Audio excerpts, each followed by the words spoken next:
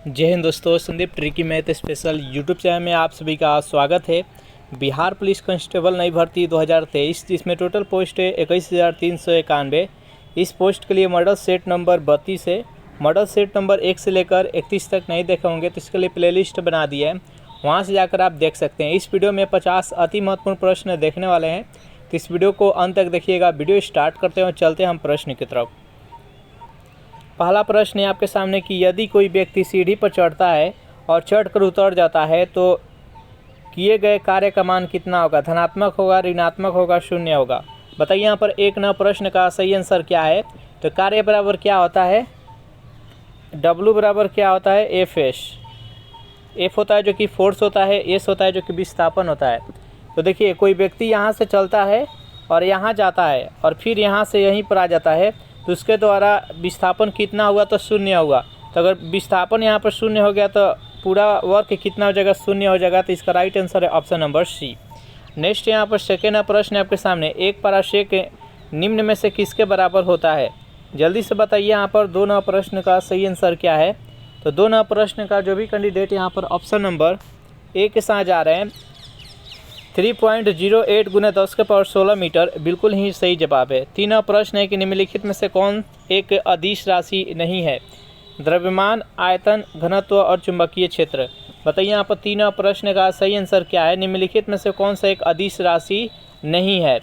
यहाँ आप देखिए द्रव्यमान, आयतन और घनत्व ये तीनों के तीनों अदिश राशि है। चुंबकीय क्षेत्र एक सदिश राशि है। तो जो भी कैंडिडेट यहाँ पर ऑप्शन नंबर डी के साथ जा रहे हैं बिल्कुल ही सही जवाब है। नेक्स्ट यहाँ पर 4 नंबर प्रश्न है आपके सामने, निम्नलिखित में से किस स्थिति में ध्वनि का वेग अधिकतम होगा? चारों ऑप्शन देख लीजिए और बताइए यहाँ पर 4 नंबर प्रश्न का सही आंसर क्या है।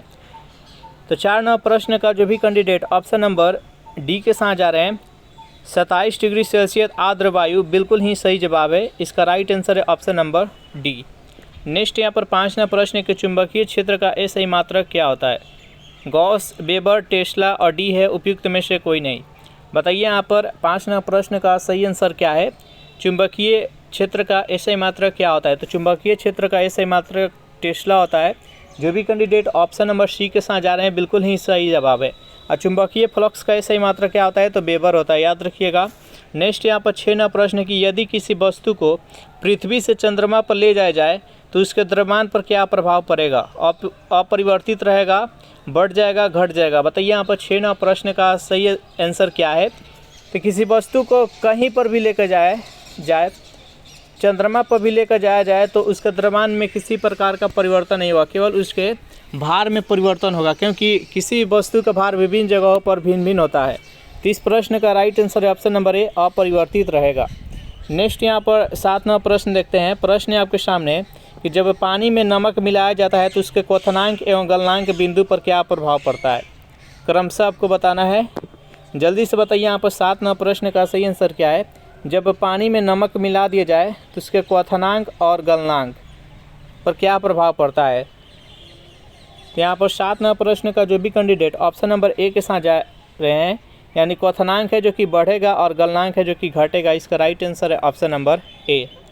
नेक्स्ट यहाँ पर 8 नंबर प्रश्न है कि निम्नलिखित में से वह कौन सी घटना है जो केवल प्रकाश में होती है, ध्वनि में नहीं? व्यतिकरण, विवर्तन, प्रवर्तन और ध्रुवण। बताइए यहाँ पर 8 नंबर प्रश्न का सही आंसर क्या है। निम्नलिखित में से वह कौन सी घटना है जो केवल प्रकाश में होती है, ध्वनि में नहीं? तो 8 नंबर प्रश्न का जो भी कैंडिडेट ऑप्शन नंबर डी के साथ जा रहे हैं ध्रुवण बता रहे हैं, बिल्कुल ही सही जवाब है। ध्रुवण है जो कि केवल प्रकाश में होता है, ध्वनि में नहीं होता है। प्रकाश एक अनुप्रस्थ तरंग है और ध्वनि एक अनुदैर्ध्य तरंग है, ये भी याद रखिएगा। नेक्स्ट क्वेश्चन देखते हैं। 9 नंबर प्रश्न है आपके सामने कि स्थिर अनुपात का नियम किस वैज्ञानिक ने दिया? जॉन डाल्टन ने, रदरफोर्ड ने, जोसेफ प्राउस्ट ने और कैवेंडिश ने। बताइए यहाँ पर 9 नंबर प्रश्न का सही आंसर क्या है। स्थिर अनुपात का नियम किस वैज्ञानिक ने दिया? 9 नंबर प्रश्न का जो भी कैंडिडेट ऑप्शन नंबर सी के साथ जा रहे हैं जोसेफ प्राउस्ट बिल्कुल ही सही जवाब है।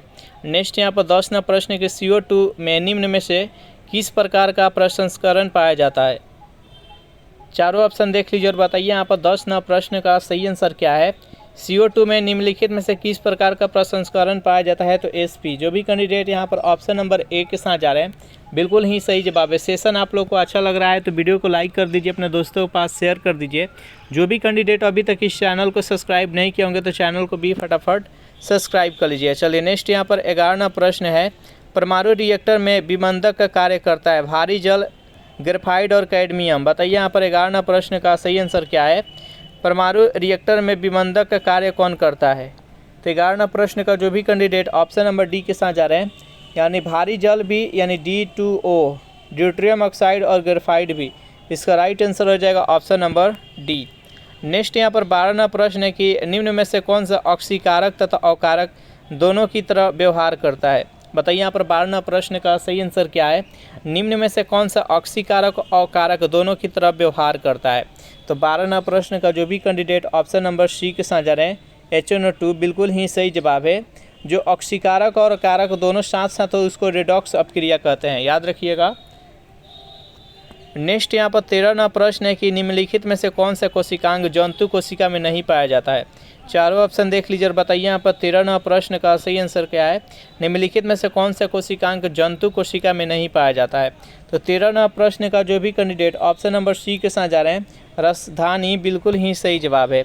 चलिए नेक्स्ट यहाँ पर 14वां प्रश्न है कि कौन सा एंजाइम वसा को वसीय अम्ल तथा ग्लिसरॉल में परिवर्तित कर देता है? चारों ऑप्शन देख लीजिए और बताइए यहाँ पर 14वां प्रश्न का सही आंसर क्या है? कौन सा एंजाइम है जो कि वसा को वसीय अम्ल तथा ग्लिसरॉल में परिवर्तित कर देता है? तो 14वां प्रश्न का जो भी कैंडिडेट ऑप्शन नंबर डी के साथ जा रहे हैं लाइपेज बिल्कुल ही सही जवाब है। इसका राइट आंसर है ऑप्शन नंबर डी। चलिए नेक्स्ट यहाँ पर 15वां प्रश्न है आपके सामने कि कॉकरोच में हृदय कोष्ठ की संख्या कितनी होती है? बताइए यहाँ पर 15वां प्रश्न का सही आंसर क्या है? कॉकरोच में हृदय कोष्ठ की संख्या कितनी होती है? तो 13 होती है। जो भी कैंडिडेट यहाँ पर ऑप्शन नंबर डी के साथ जा रहे हैं बिल्कुल ही सही जवाब है। और मनुष्य में हृदय कोष्ठों की संख्या कितनी होती है? तो 4 होती है। अगर बात की जाए मेढक की तो मेढक में कितनी होती है? तो 3 होती है। नेक्स्ट क्वेश्चन देखते हैं यहाँ पर 16वां प्रश्न है कि रक्त बिम्बाणु का जीवन काल होता है। चारों ऑप्शन देख लीजिए और बताइए यहाँ पर 16वां प्रश्न का सही आंसर क्या है? रक्त बिम्बाणु का जीवन काल होता है। 16वां प्रश्न का जो भी कैंडिडेट ऑप्शन नंबर बी के साथ जा रहे हैं 3 से 5 दिन बिल्कुल ही सही जवाब है। इसका राइट आंसर है ऑप्शन नंबर बी। नेक्स्ट यहाँ पर 17वां प्रश्न है कि अमीबा में किस प्रकार का अलैंगिक जनन पाया जाता है?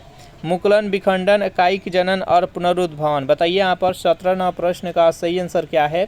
तो 17वां प्रश्न का जो भी कैंडिडेट यहाँ पर ऑप्शन नंबर बी के साथ जा रहे हैं विखंडन बिल्कुल ही सही जवाब है। अमीबा में किस प्रकार का लैंगिक जनन होता है? तो विखंडन होता है। जैसे कि यहाँ पर एक अमीबा है और यहाँ पर धीरे धीरे ये 2 भागों में टूट जाएगा, तो ये यहाँ पर विखंडन को दर्शाता है।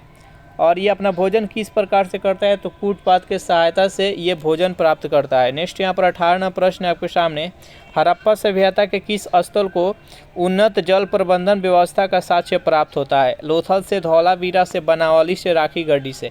बताइए यहाँ पर 18वां प्रश्न का सही आंसर क्या है? तो धौलावीरा से। जो भी कैंडिडेट यहाँ पर ऑप्शन नंबर बी के साथ जा रहे हैं बिल्कुल ही सही जवाब है। नेक्स्ट यहाँ पर 19वां प्रश्न है, उत्तर मीमांसा दर्शन के प्रवर्तक कौन थे?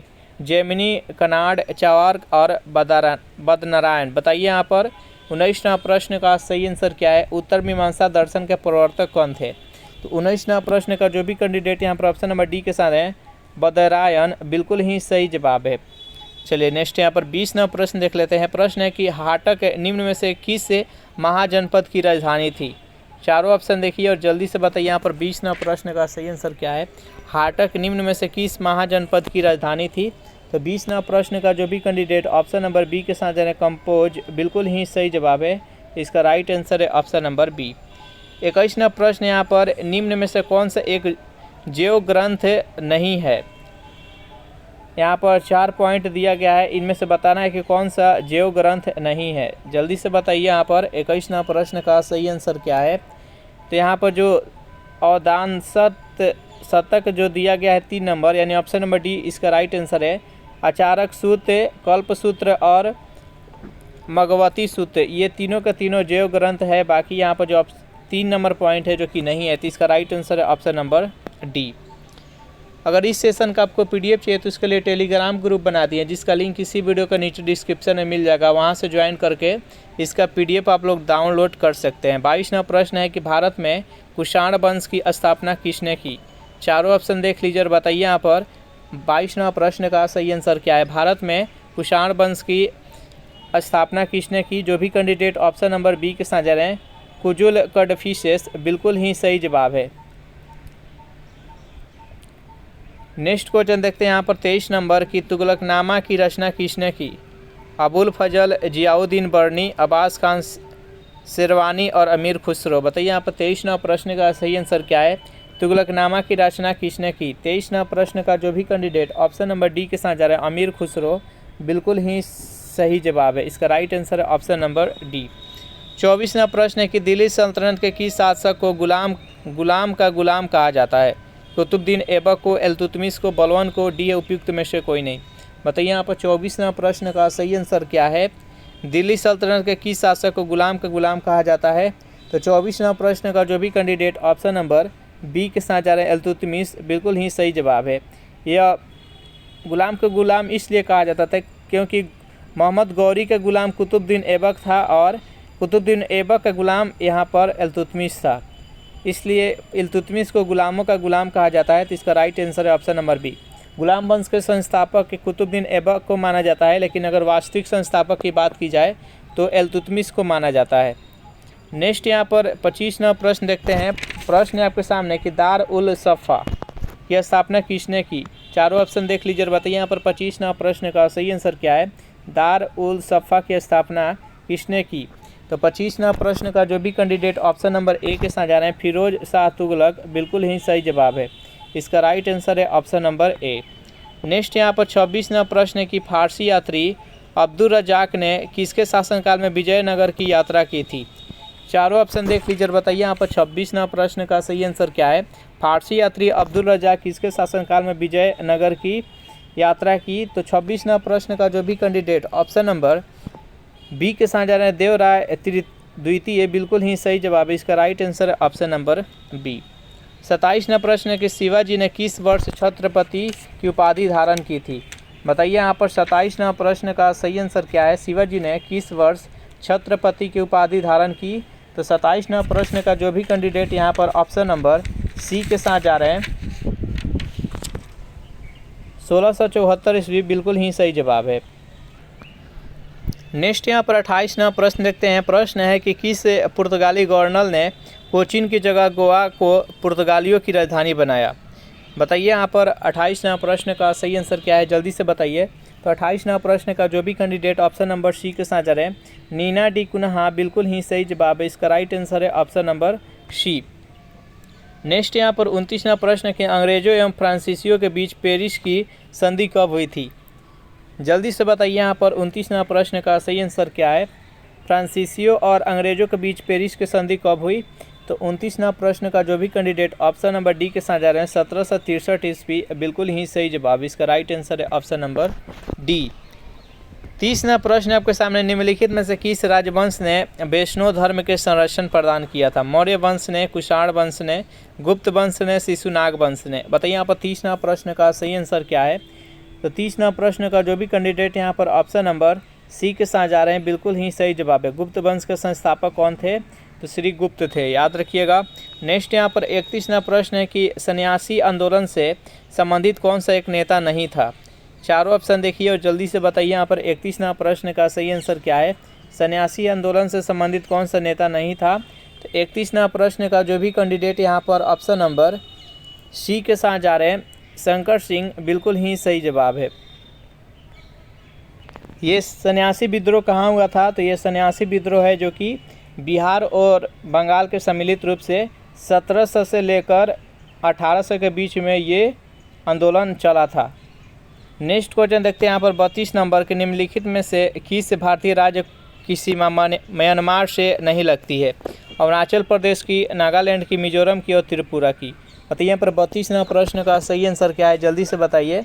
तो 32वां प्रश्न का जो भी कैंडिडेट ऑप्शन नंबर सी के साथ जा रहे हैं, त्रिपुरा बता रहे हैं, बिल्कुल ही सही जवाब है। त्रिपुरा है जो कि बांग्लादेश के 3 ओर से घिरा हुआ है, याद रखिएगा। इस प्रश्न का राइट आंसर है ऑप्शन नंबर सी। नेक्स्ट यहाँ पर 33वां प्रश्न है कि गार्डियन ऑस्टिन यानी K2 जिसका हाइट है 8,611 मीटर, पर्वत शिखर किस पर्वत श्रेणी में स्थित है? लद्दाख में, जास्कर में, काराकोरम में और कैलाश में। जल्दी से बताइए यहाँ पर 33वां प्रश्न का सही आंसर क्या है? तो गार्डियन ऑस्टिन पर्वत शिखर किस पर्वत श्रेणी में स्थित है? 33वां प्रश्न का जो भी कैंडिडेट यहाँ पर ऑप्शन नंबर सी के साथ जा रहे हैं, काराकोरम बता रहे हैं, बिल्कुल ही सही जवाब है। इसका राइट आंसर है ऑप्शन नंबर सी। अगर ऐसे बात किया जाए तो ट्रांस हिमालय में पाया जाता है। नेक्स्ट यहाँ पर 34वां प्रश्न है कि तवा किस नदी की सहायक नदी है? महानदी की, चंबल की, नर्मदा की और ताप्ती की। बताइए यहाँ पर 34वां प्रश्न का सही आंसर क्या है? तवा किस नदी के सहायक नदी है? तो 34वां प्रश्न का जो भी कैंडिडेट ऑप्शन नंबर सी के साथ जा रहे हैं, नर्मदा बता रहे हैं, बिल्कुल ही सही जवाब है। इसका राइट आंसर है ऑप्शन नंबर सी। नेक्स्ट यहाँ पर 35वां प्रश्न है कि उत्तर पूर्वी मानसून से सबसे अधिक वर्षा किस राज्य में होता है? पश्चिम बंगाल में, मेघालय में, असम में और तमिलनाडु में। बताइए यहाँ पर 35वां प्रश्न का सही आंसर क्या है? बेहद इंपॉर्टेंट प्रश्न है। उत्तर पूर्वी मानसून से सबसे अधिक वर्षा किस राज्य में होता है? तो 35वां प्रश्न का जो भी कैंडिडेट ऑप्शन नंबर डी के साथ जा रहे हैं, तमिलनाडु बता रहे हैं, बिल्कुल ही सही जवाब है। भारत में सबसे अधिक वर्षा किससे होता है, किस मानसून से होता है? तो दक्षिणी पश्चिमी मानसून से भारत में सबसे अधिक वर्षा होता है। नेक्स्ट यहाँ पर 36वां प्रश्न है कि मेट्टूर परियोजना किस नदी पर स्थित है? शरावती नदी, ताप्ती नदी, कावेरी नदी और टोंस नदी। बताइए यहाँ पर 36वां प्रश्न का सही आंसर क्या है? मेट्टूर परियोजना किस नदी पर स्थित है? तो कावेरी नदी पर। जो भी कैंडिडेट यहाँ पर ऑप्शन नंबर सी के साथ जा रहे हैं, बिल्कुल ही सही जवाब है। नेक्स्ट यहाँ पर 37वां प्रश्न है आपके सामने कि तातीपाका तेल परिशोधनशाला किस राज्य में स्थित है? असम में, आंध्र प्रदेश, उड़ीसा और गुजरात। बताइए यहाँ पर 37वां प्रश्न का सही आंसर क्या है? तो 37वां प्रश्न का जो भी कैंडिडेट यहाँ पर ऑप्शन नंबर बी के साथ जा रहे हैं, बिल्कुल ही सही जवाब है। नेक्स्ट यहाँ पर 38वां प्रश्न है आपके सामने। 2011 की जनगणना के अनुसार भारत में सबसे अधिक शहरी जनसंख्या निम्न में से किस राज्य में है? तमिलनाडु में, महाराष्ट्र में, उत्तर प्रदेश में और मध्य प्रदेश में। बताइए यहाँ पर 38वां प्रश्न का सही आंसर क्या है? 2011 की जनगणना के अनुसार भारत में सबसे अधिक शहरी जनसंख्या निम्नलिखित में से किस राज्य में है? तो 38वां प्रश्न का जो भी कैंडिडेट ऑप्शन नंबर बी के साथ जा रहे हैं, यहाँ पर महाराष्ट्र बता रहे हैं, बिल्कुल ही सही जवाब है। इसका राइट आंसर है ऑप्शन नंबर बी। नेक्स्ट यहाँ पर 39वां प्रश्न है कि भारत का सबसे बड़ा जैव मंडल आरक्षित क्षेत्र है? सुंदरबन, मन्नार की खाड़ी, कच्छ की रण और कोल्ड डेजर्ट। बताइए यहाँ पर 39वां प्रश्न का सही आंसर क्या है? भारत का सबसे बड़ा जैव मंडल आरक्षित क्षेत्र कौन सा है? तो 39वां प्रश्न का जो भी कैंडिडेट यहाँ पर ऑप्शन नंबर सी के साथ जा रहे हैं, यहाँ पर कच्छ के रण, बिल्कुल ही सही जवाब है। इसका राइट आंसर है ऑप्शन नंबर सी। 40वां प्रश्न है कि भारतीय संविधान में संशोधन की शक्ति एवं प्रक्रिया का वर्णन निम्न में से किस अनुच्छेद में है? जल्दी से बताइए यहाँ पर 40वां प्रश्न का सही आंसर क्या है? भारतीय संविधान में संशोधन की शक्ति एवं प्रक्रिया का वर्णन निम्नलिखित में से किस अनुच्छेद में है? तो अनुच्छेद 368 में है। जो भी कैंडिडेट यहाँ पर ऑप्शन नंबर डी के साथ जा रहे हैं, बिल्कुल ही सही जवाब है। संशोधन की प्रक्रिया किस देश के संविधान से लिया गया है? तो साउथ अफ्रीका के संविधान से लिया गया है। नेक्स्ट यहाँ पर 41वां प्रश्न है कि किसी राज्य के राष्ट्रपति शासन की घोषणा को मंजूरी देने वाला प्रस्ताव संसद के दोनों सदनों द्वारा निम्न में से किस बहुमत द्वारा पारित किया जाना चाहिए? साधारण बहुमत, पूर्ण बहुमत, विशेष बहुमत और प्रभावी बहुमत। बताइए यहाँ पर 41वां प्रश्न का सही आंसर क्या है? तो 41वां प्रश्न का जो भी कैंडिडेट यहाँ पर ऑप्शन नंबर ए के साथ जा रहे हैं, बिल्कुल ही सही जवाब है। इसका राइट आंसर है ऑप्शन नंबर ए। राष्ट्रपति शासन का वर्णन संविधान के किस अनुच्छेद में है? तो अनुच्छेद 356 में है राष्ट्रपति शासन। और राष्ट्रीय आपात है जो कि अनुच्छेद 352 में है और वित्तीय आपात 360 में। अब तक एक भी बार वित्तीय आपात नहीं लगा है। नेक्स्ट क्वेश्चन देखते हैं यहाँ पर 42 नंबर की मंत्री नियुक्त किए जाने के संबंध में क्या सही नहीं है? चारों ऑप्शन देख लीजिए और बताइए यहाँ पर 42वां प्रश्न का सही आंसर क्या है? तो 42वां प्रश्न का जो भी कैंडिडेट ऑप्शन नंबर ए के साथ जा रहे हैं, जो लोकसभा का सदस्य नहीं है, मंत्री नहीं बन सकता है। इसका राइट आंसर है ऑप्शन नंबर ए। नेक्स्ट यहाँ पर 43वां प्रश्न है आपके सामने, निम्न में से कौन सुमिलित नहीं है? जल्दी से बताइए यहाँ पर 43वां प्रश्न का सही आंसर क्या है? निम्नलिखित में से कौन सा सुमिलित नहीं है? एक तरफ भाग दिया गया है और दूसरी तरफ इसमें किसका वर्णन किया गया है?